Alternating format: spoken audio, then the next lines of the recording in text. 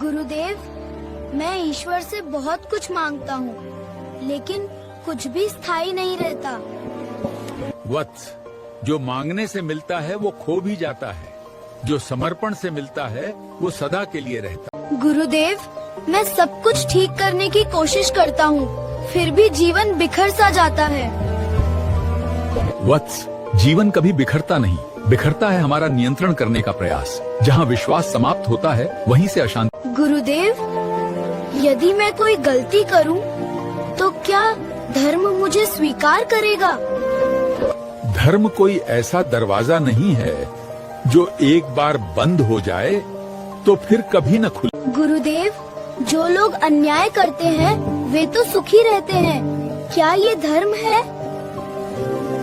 वत्स, बाहरी सुख को मत देखो, अन्याय का सुख आग की रोशनी जैसा है जो दूर से तो बहुत चमक। तो गुरुदेव, भक्ति का सबसे सरल मार्ग कौन सा है? निशब्दाता, कृतज्ञ एंड आत्मसमर्पण। यदि ईश्वर मंगलमय है, तो वे भक्त को इतना कष्ट क्यों देते हैं? जैसे सोने को आग में तपाकर शुद्ध किया जाता है, वैसे ही ईश्वर दुख देकर मनुष्य। सारा दिन काम के दबाव के कारण उन्हें याद करने का समय नहीं मिलता।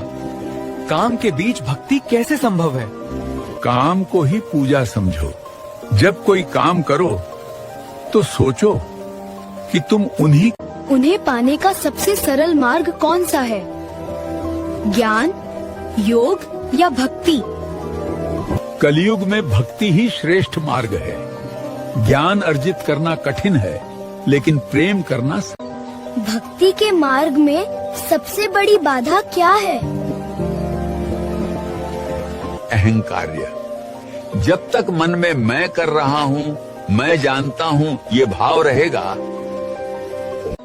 भक्ति के मार्ग में सबसे बड़ी बाधा क्या है? अहंकार्य।